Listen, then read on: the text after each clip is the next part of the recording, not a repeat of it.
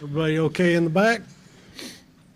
Okay, and to the media members that received the sheet, those will be questions directed to Ross Bjork. We'll have Coach Elko here for a short time, ask him questions.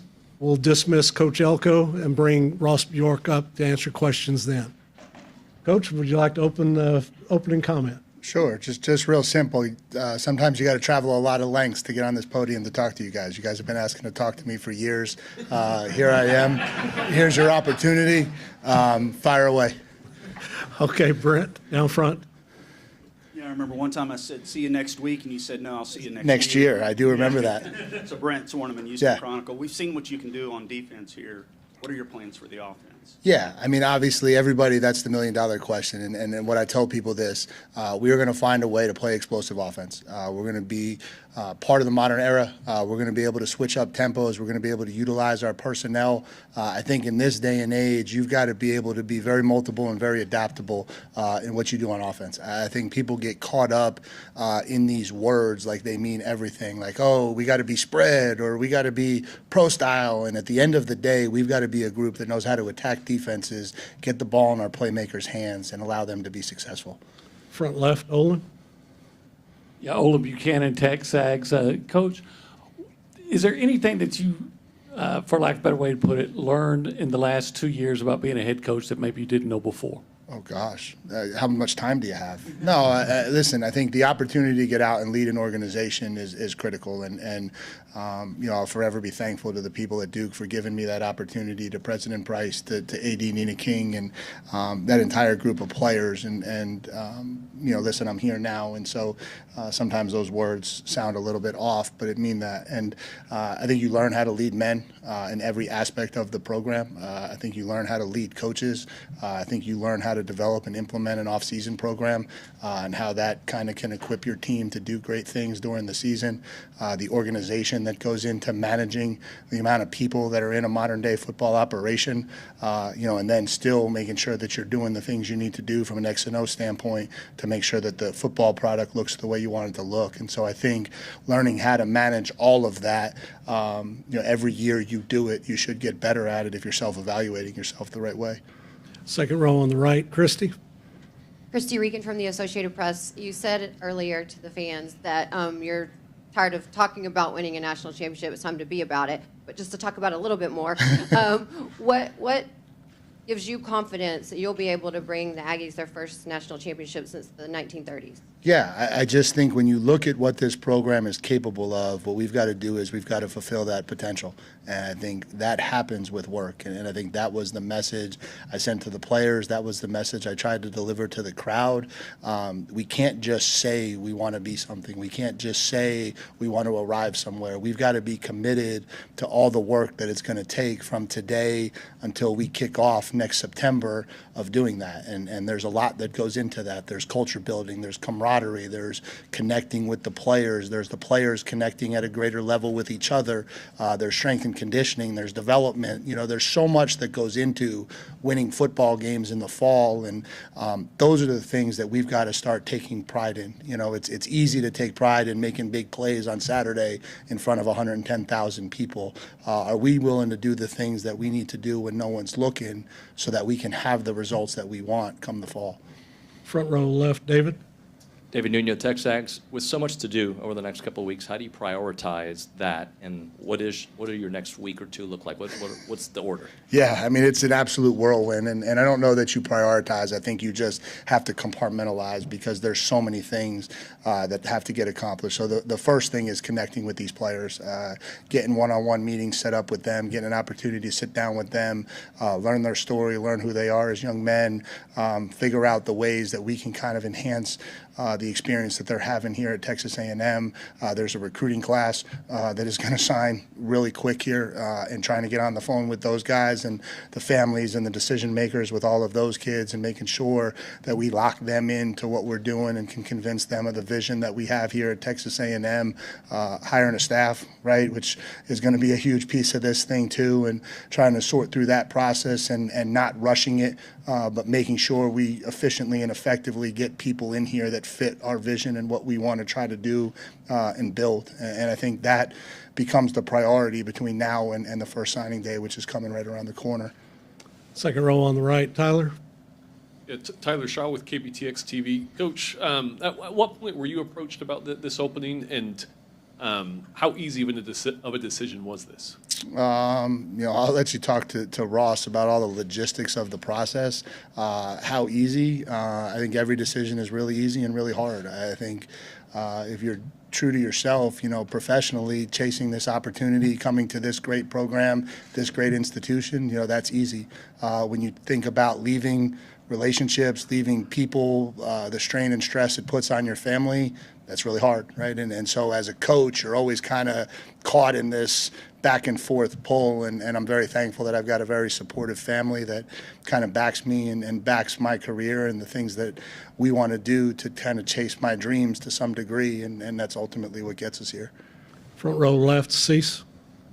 Robert Sesson, the Bryan College Station Eagle. Mike, you touched on offense, but do you still believe that defense wins championships when it comes right down to it? Yeah, I think it's probably a combination. I think if you look around at what has won national championships recently, I think there's a couple things that stand out. I think one, there's a toughness that's built within the program that obviously has to do with defense. I think every one of those teams at some point in the season has had to dig deep on defense and find a way to win a really important game. But I think all of those teams have also been explosive on offense with really talented quarterback play. And I think every single one of those teams has won a game 38-35, 41-38. I just think some of these teams in this conference have so much offensive firepower that there's going to be games you're going to get into and you're going to have to be able to match it. And so I don't know that you could ever say we're going to be one or the other. I do think there's a blue-collar toughness that comes from having a great defense that stands the test of time.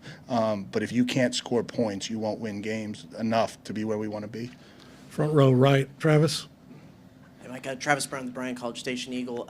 When you left this place, did you sense that this was a place you could return to one day? And what made Bryan College Station such a special place for your family? Yeah, I mean, obviously, listen, playing in Kyle Field is one of the most unique atmospheres in the country. And when that place gets rocking, there's nothing like it. And what makes it even more unique is it's rocking every single Saturday.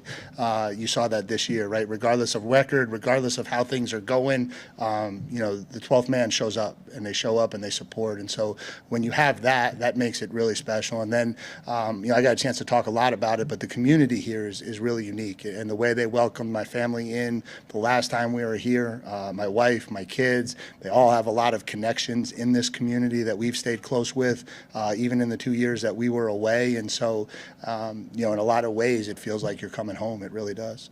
And do you have a timetable for when you want to set up your staff, and is Elijah going to be a part of that? Elijah will certainly be a priority, and getting him to stay here is a huge priority. That process has already begun. Obviously, him and I have a strong relationship from the last time we were here, and you're certainly going to do everything in our power to make sure that this is the place he believes is the right fit for him in his future moving forward. In terms of the rest of it, I don't think you ever want to put a timetable on it. I think you want to do it as quickly as possible, as efficiently as possible, but we have to get it right. We have to get the right people in this program to lead these young men, and that's from a coordinator perspective, that's from a position coach perspective, that's from a recruiting office perspective. We have to build this staff to match what we're capable of being, and as long as it takes to get that right is as long as it will take. Second row on the left, Sam. Hi, Sam Conn from The Athletic. Welcome Yeah. back. Curious, what does a championship football player look like for you when it's recruiting? Like, what's the profile of a guy that you're looking for? Yeah, I don't know that there's necessarily a profile. I think there are some intangibles that go into it. You got to find kids who love football. You got to find kids who love the hard parts of the game of football. I think that's a huge piece of it nowadays is who is willing to really put in the work to become great, and we've got to find kids that are capable of being first-round draft picks that 3 years later are first-round draft picks, right? And that's the unique part of recruiting in this modern era. And so, as much as talent plays an enormous role, and we're going to go out and identify the most talented players at their position across the country, I also think there's a level of intangibles that goes into what allows those great talented players to become extremely successful in the college level. Front row on the right here, Cole. Cole Thompson, allaggies.com. Coach, you talk about having a blue-collar mentality with the modern field, but what are some other philosophies or necessities that need to be established to create a championship-winning culture in College Station? Yeah, I think the first thing is just an accountability to this program. I think, and I talked to the kids about this earlier in the first team meeting. We have to be about Texas A&M. We can't be about what I want to do to get a higher draft status. We can't be about what I want to do to get a better NIL deal. We have to be about what I can do to make Texas A&M great. And through that come all of those opportunities. And if you look around at the programs that are doing it at a really high level right now, that's what's happening. They're doing the things they need to do to perform on the field as individuals and as a team, and it's leading to all of the things they want: high draft picks, NIL, all of the things that are really important to these young men. And so it's just making sure the priorities are in the right place, that they're chasing the things that are ultimately going to lead to where they want to go. Third row on the left, Shahan. Hey, Shahan J. Rogers, CBS Sports. How you doing, Coach? Good. So obviously 34-13 during your time at Texas A&M last 2 years have been a little bit rougher. When you come back to this job and evaluate, one, what do you think it kind of takes to get back to where you guys are, and what do you think that you kind of need to do to get to that next point? Yeah, I just think it's kind of just replugging the kids in. And I think, when you look at what Elijah has done the last 2 weeks, I think you've already started to see that process started. It's really hard when you have high expectations and you come up short, right? As hard as that is for the fans and as hard as it is for the people who support the program, it's even harder for the kids who put in all of the work and the coaches who put in all of the work. And so some of it is just kind of recharging it, kind of providing a fresh perspective, some fresh leadership, direction, giving them something to kind of rekindle that fire and get them something to believe in moving forward, and then just kind of holding them to that every step along the way. Front row right, Mark. Mark Passwaters, Rivals. How do you plan to go about juggling the difficulties of the transfer portal next week and then early signing when you're basically flying solo as you also try to assemble a staff? If you got any suggestions, I'll take them. Listen, we're going to have to try to get some people in here. We're going to have to count on the professionalism of some of the people that are in the building, and I'll certainly talk to some of those guys about that. We're going to have to count on what Texas A&M represents.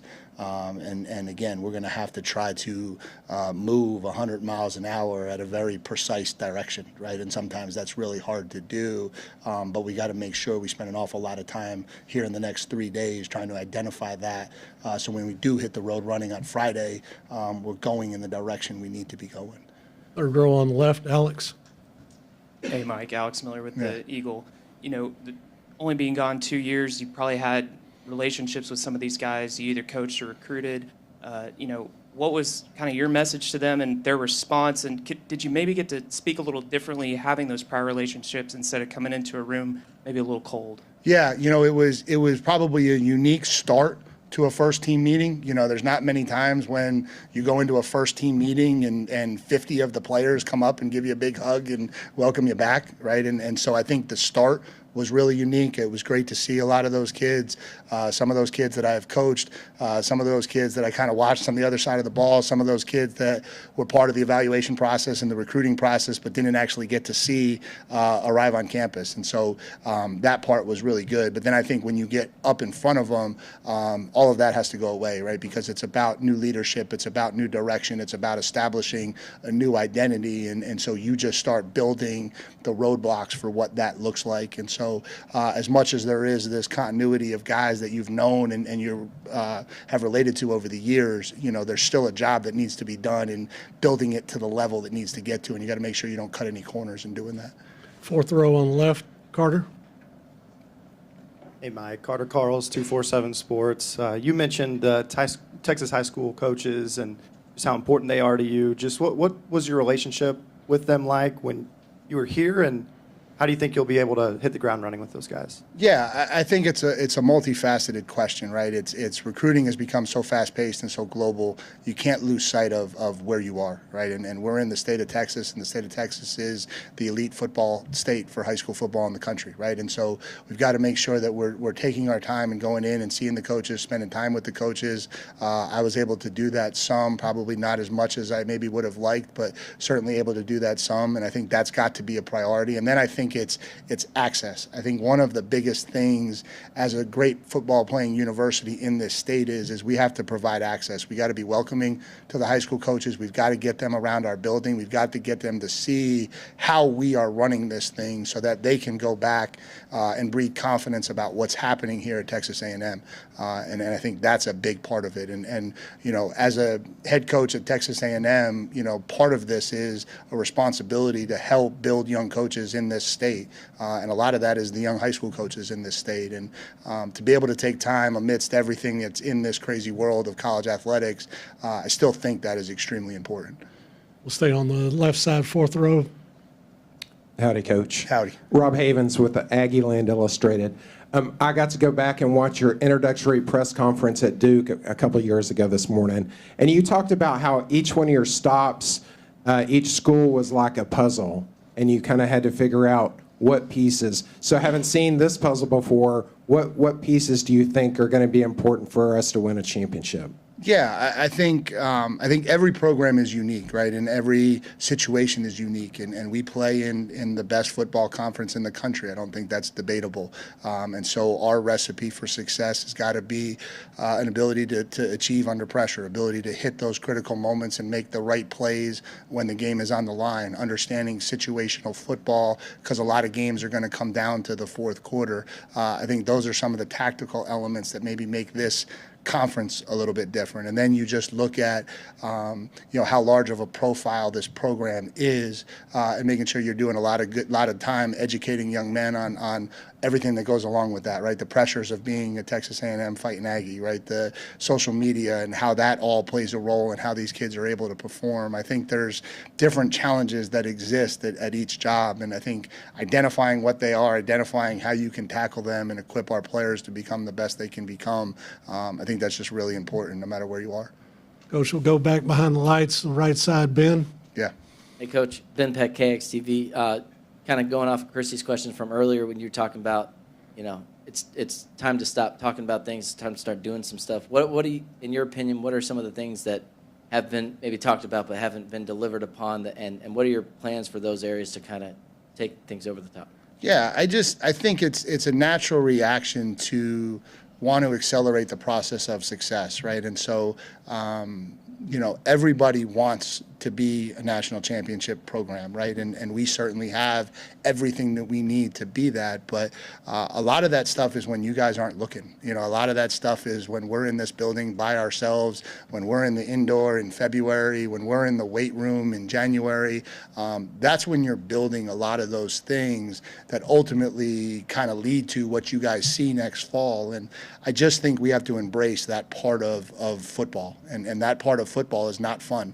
It's not on social media. There's no fanfare with it. Nobody watches it and says, wow, that's amazing. A lot of times it just sucks, and that's the reality of it. But if you want to be good in the fall and you want to be competing for this thing at a really high level, there's a price you have to pay to get there. And I think that's kind of what I mean when I say we've got to be about it. We've got to be about all those things within the game of football that maybe don't get talked about, that equip us to go out and make the plays we need to make and be successful in the fall.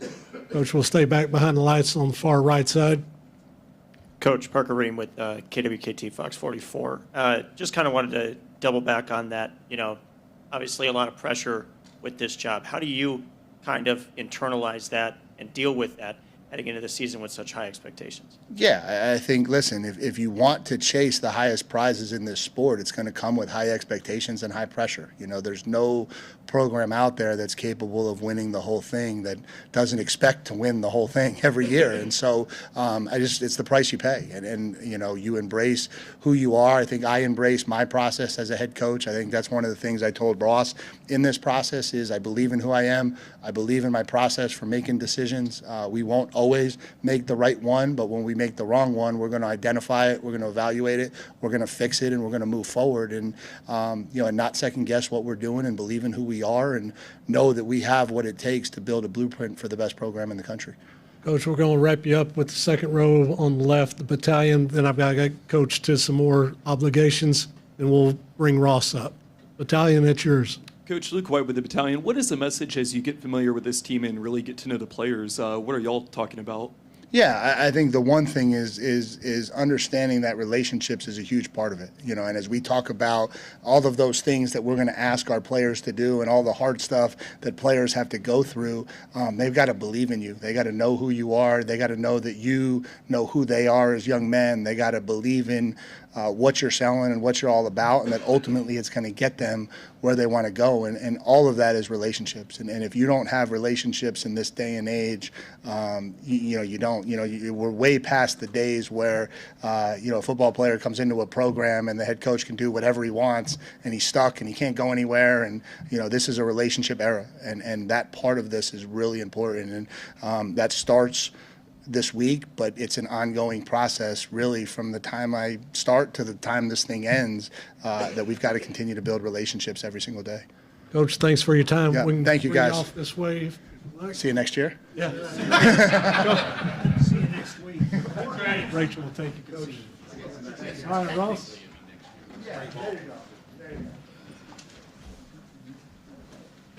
Texas A&M Director of Athletics, Ross Bjork. We'll let the family move with Coach there, and then we'll get all the cameras set up. Actually, that was part of his deal. He only had to do media one time a year. You guys okay with that?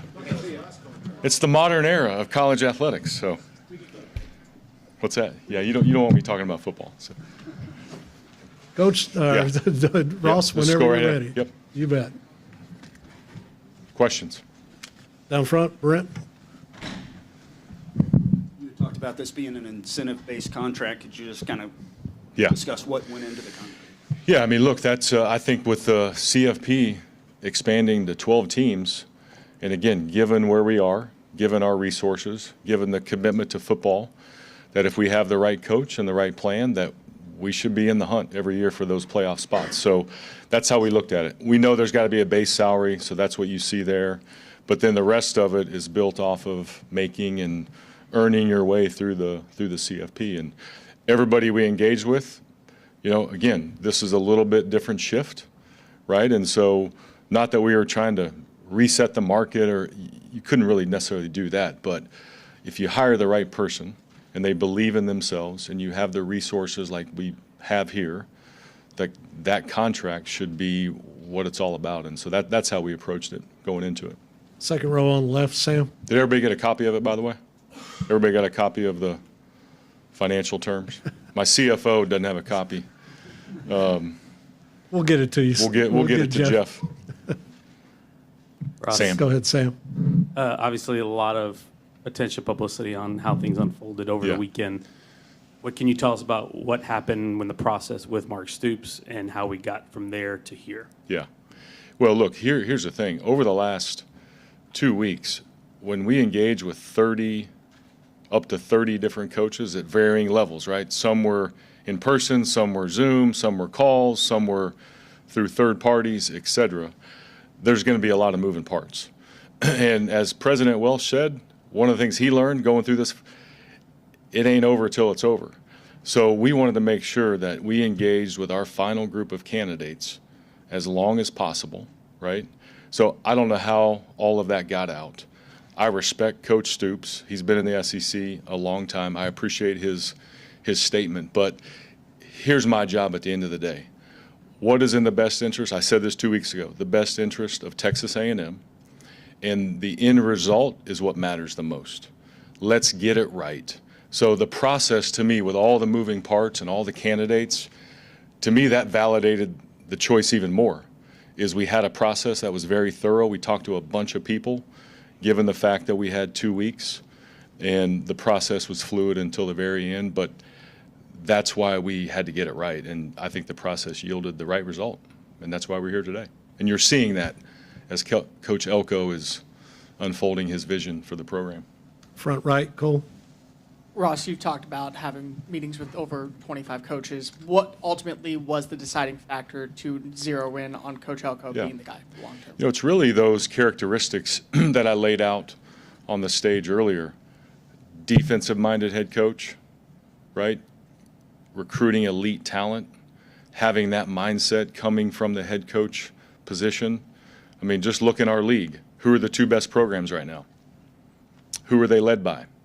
Right? And so looking at that formula, understanding that we can recruit at the highest level, understanding that Coach Elko has been a part of top 5, top 10 recruiting classes here at A&M.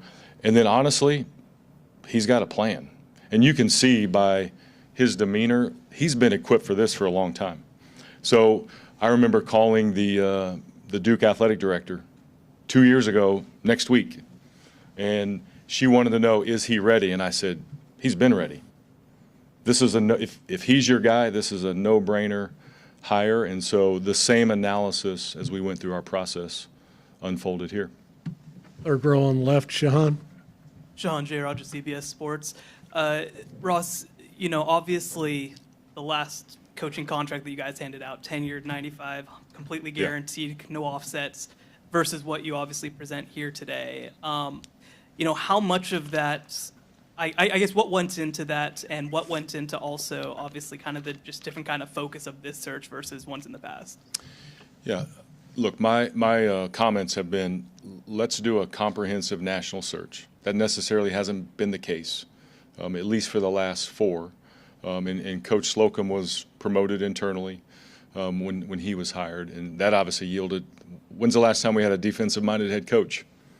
He's the winningest coach of all time. So, again, that was a cool perspective of this. Look, I just think that having a 12-team playoff, the incentive-based process of a contract, I think the market here in the SEC, we wanted to be fair in the market, but we also wanted to say, hey, look, I think the landscape can change where you actually have to earn things. And if somebody believes in themselves, believes in their plan, they have the right approach, they'll earn it. And as you can see, you have a chance, right, to be paid like a national championship level coach. And so that was the approach through the process, and those are all the conversations that took place. Second row on the right, Tyler. Yeah, Ross, at what point in this process did you approach Mike, and then how long kind of was the turnaround of you presenting the opportunity and him agreeing to it? Yeah, we started the process Sunday night on November the 12th, right? And people think search firms pick the coach for you. That's not how it works. The search firm, their job is to understand the landscape throughout the whole year, not just during football season, not just when I call them on November 12th and say, hey, okay, are you ready? Well, yeah, they're always ready. So they understand the landscape. They understand who's movable. Coach Elko was on our list from the very beginning. And as the process unfolded, as the identity of what we really, really wanted and we thought was the right DNA of a program that wins, he obviously rose, to the top. So there was engagement from the beginning, and like I said, everybody was active, and we kept that process going all the way through Saturday night and Sunday morning. Second and then row. we went and picked him up last night. I think you were out there at 2 a.m., right? Yeah.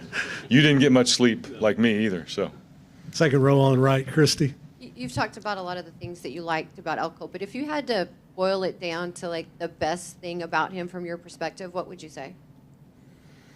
I think a humble but confident genuineness of this game.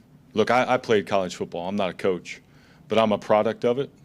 And if you know his story about, his parents and how old his mom was when she had him, if you know how he grew up and where he grew up, if you know that he got into an Ivy League school when he maybe wasn't supposed to, if you know that story, to me, that's why he's a great coach and a great leader, is because of the beginnings and how he's worked his way through. And so he talked about U.S. Merchant Marine Academy, defensive coordinator, no one's ever heard of it, Division III, and now he's at Texas A&M. That is a cool, humble, genuine story, and I think that's what the qualities that we were looking for as well. Just a great person. Front left, Olin.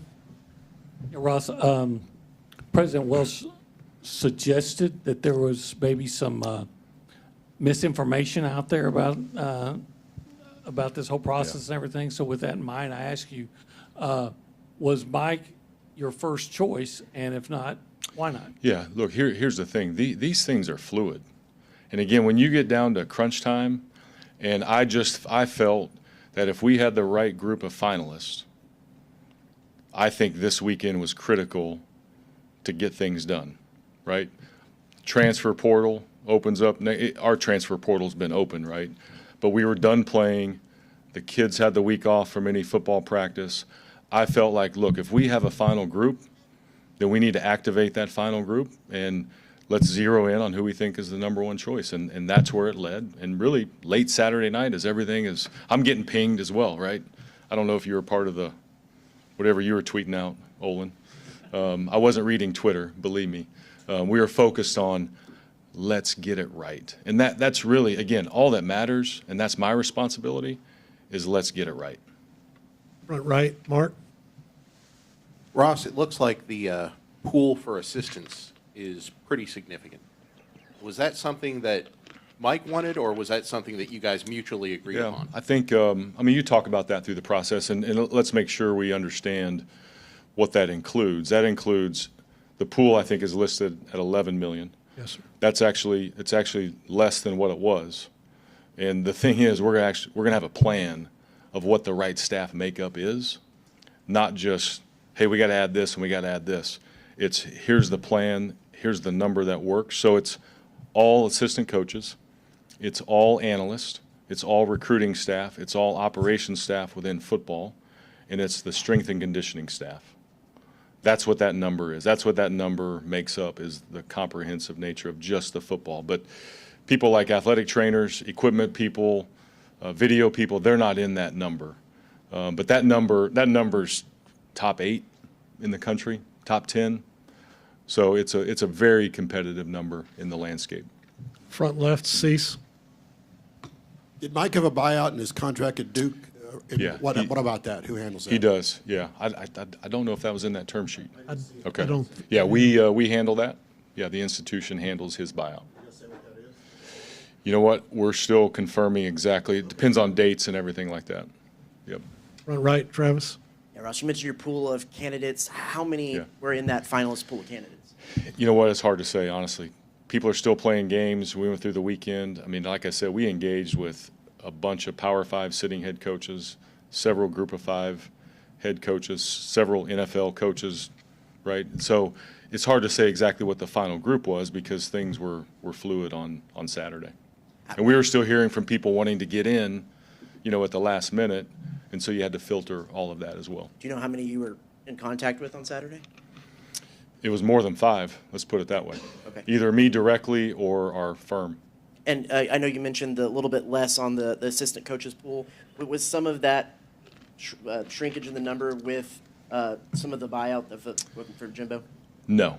It was being smart about what it takes to run the program, period. That's all it is.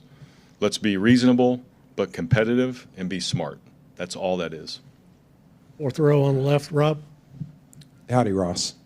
Howdy. So with the other coaches that you had in mind, you didn't necessarily have to get back. But once you chose Mike, did you get a chance to kind of talk to Coach Robinson and tell him that a decision had been made? Yeah, no, absolutely. That's an important part of the process. I made sure that I personally engaged with Elijah throughout the whole process. And really it started the Sunday morning that I asked him to serve as the interim head coach.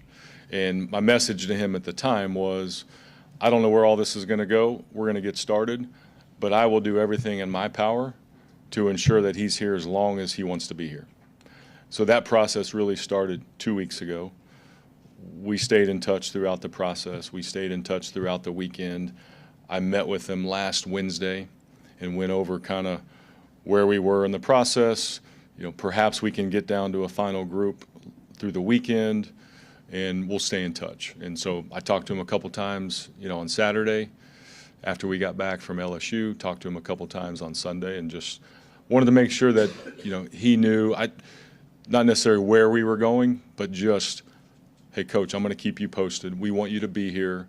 We want to make sure there's stability from your standpoint. And like Coach said, that's the priority, that Coach Elko will now, he'll handle that, and we'll support him, behind the scenes. Ross, we'll go back behind the lights on the right. Ben? Ross, you talked about, Coach Elko has a lot of qualities that in some ways makes him a no-brainer, obviously his connections here. But I also know y'all made a deliberate effort to, cast a wide net and do your due diligence through all these candidates. How did y'all navigate, I guess, turning the page mentally, just the human instinct of making sure we're vetting out all these people with, let's not overcomplicate this and let's not overthink this.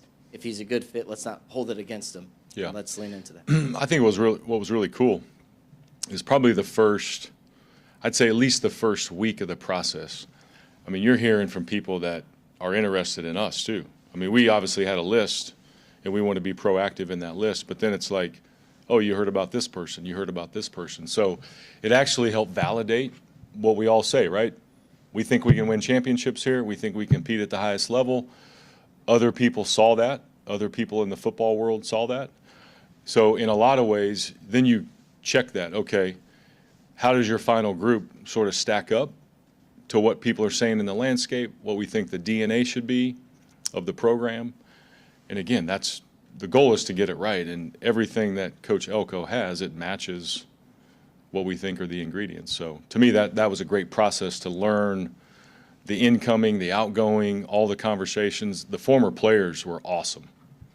Like talking to those guys, I mean, talking to Dat Wynn or Ray Mickens or Johnny Football. He's the one that said, Johnny Manziel's the one that said, we need to be an intimidating bully. He actually had another adjective, but I can't say that. But he said, that's what we got to be. And I'm like, okay, that's pretty powerful coming from an offensive guy. So it just matched all the things that you're seeing unfold here in the last, couple hours with Coach Elko. Go to the left, Shahan, and then Carter, you'll wrap us up. Hey, Coach. Sorry, not Coach. Hey, Ross. So obviously you were here when Coach Elko was here, and you kind of saw as the program slipped at times after his departure. What do you think he brought to this program before, and what do you kind of hope that he brings now? Well, the way Coach Fisher operated, he let Coach Elko be the head coach of the defense, which gave him, I think, a really good platform from a leadership perspective, how to run that side of the ball. To me, that's invaluable when you take the next step. You're sort of the CEO of the defense, if you will. So I think seeing that, was really critical, seeing how he ran it, seeing the intensity. He was telling a story about when they would have team meals, when he was just overseeing the safeties as a position, but obviously the defense. They'd go into the team meals on game day, and they would put their phones away, and they would actually have real conversations. And then he'd look around the room, and everybody else is kind of on their phones, and he's like, that's the culture I want to have as a head coach. And obviously he instilled that at Duke, which led them to, great success the last 2 years, and that's what he'll do here. Left side, Carter, you'll wrap us up. Yeah, Ross, just are there any, I guess what the plans are for the bowl game as far as who the coaches will be, if Mike will coach at all in the game, probably Elijah? Yeah, Elijah will lead us through the bowl game, as the head coach, acting head coach, interim head coach, however you want to describe that. We know there might be some other movement, right, given the landscape in coaching. So, who's coming, who's going, we'll make sure that we have some time to map that out. Coach Robinson and I talked today about, hey, let's get through this week. Let's see what happens. Does anybody else leave? Those things are all fluid. But obviously, Coach Robinson will be the head coach for the bowl game. The coordinators will call it on offense and defense. And then if there's other movement, then you adapt. And this happens all the time in coaching transitions. You see people kind of coming and going. I don't think Coach Elko wants to be the defensive coordinator for the bowl game. I think he's going to have other things that he's going to have to prep for. But obviously, we'll do whatever we can to support our players to compete at the highest level wherever we go, whoever we play. All right, Ross, thanks for your time today. Thanks, everybody. Thanks.